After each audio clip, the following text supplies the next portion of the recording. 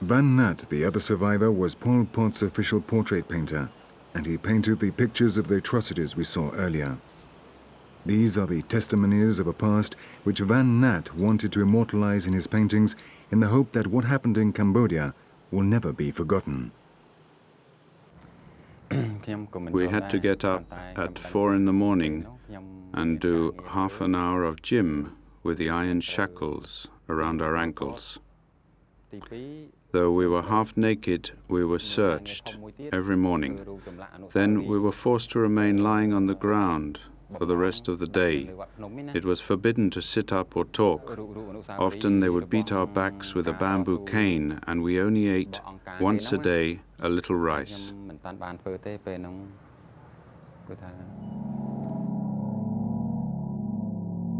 On the 15th of April 1998, Pol Pot died at the age of 70 in a small shack in the jungle of Thailand, where he had taken refuge along with the last Khmer Rouges. His death came at a very opportune moment. Bill Clinton had begun legal proceedings to have him captured and brought to trial.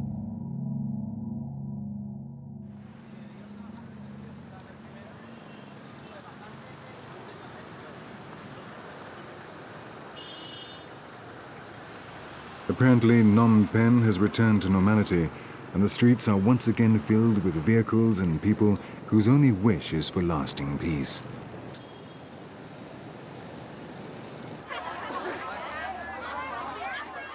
But we mustn't forget that behind every face, every look, there lies a tragedy, because every single one of these men and women has lost at least one loved one.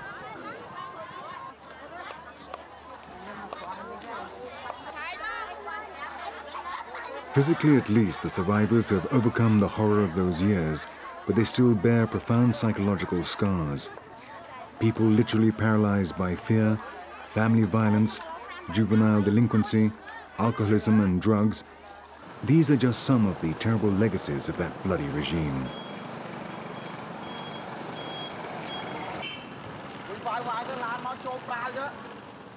But hidden beneath the ground throughout Cambodia, there remains yet another tragedy which has already mutilated 35,000 people 2 decades after the wars.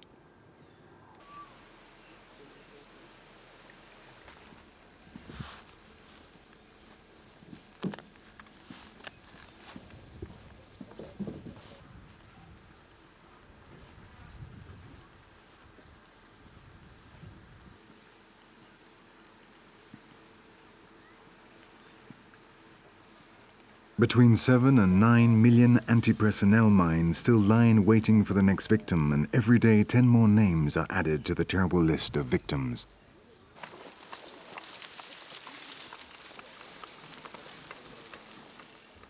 A mine costs between $2 and $30, and in major arms deals, many weapons manufacturers simply give them away. But to locate and defuse a single mine costs a minimum of $1,200.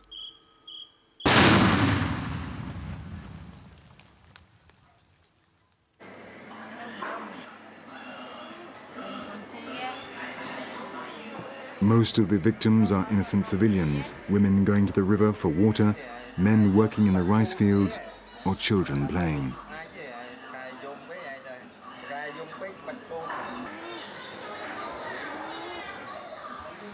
In 1980, a group of former American soldiers who had fought in the Vietnam War founded this center on the outskirts of Phnom Penh.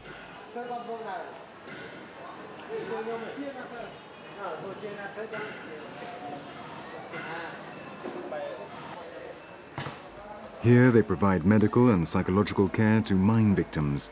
It is the largest factory of false limbs in Southeast Asia, and every year 1,000 people learn how to walk again.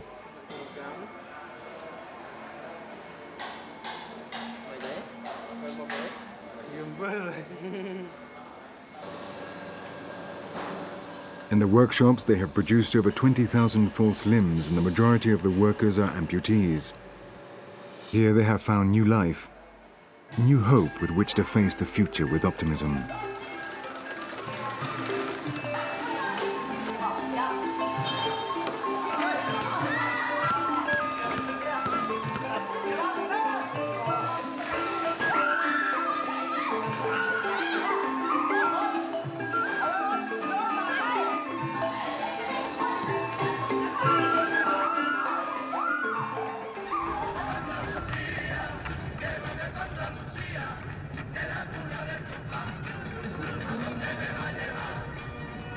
Enrique Figueredo is a Jesuit from Asturias in the north of Spain, and for 8 years he has been the head of the Casa de las Palomas Blancas, the House of the White Doves, a professional training school specialized in the manufacture of wheelchairs and which is known as one of the best in the country. Every week he and Sister Kampat travel around the villages of Cambodia giving wheelchairs to those who most need them. It's a long time since any Westerner has been to this region, and the moment he gets out of the car, Kike, as he likes to be called, is surrounded by curious children.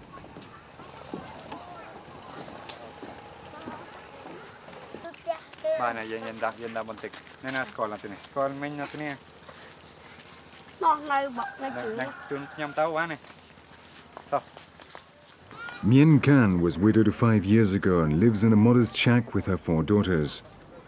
Nam Pik, the youngest, suffers paralysis of the legs, which among other things prevents her from going to school.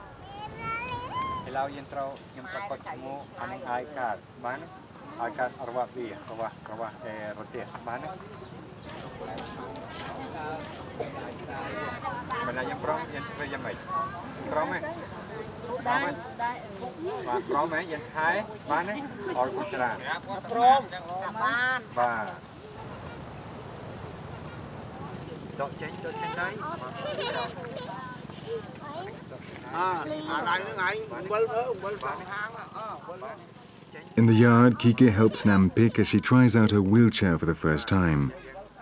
Every year, someone from the mission will come and visit her to check the condition of the wheelchair.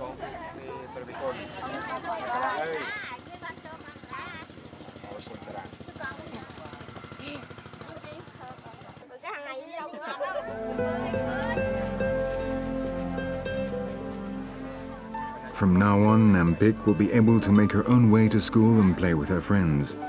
At least she'll be able to live a slightly more normal life.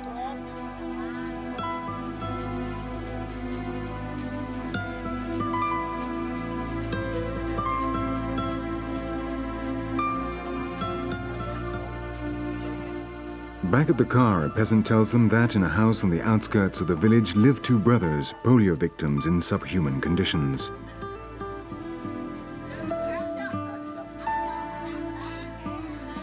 Kao and Tok Lai have spent their short lives sitting on this bed, taking care of their grandmother. The young one is also autistic. They tell Kike that their parents left a long time ago to look for work and never returned.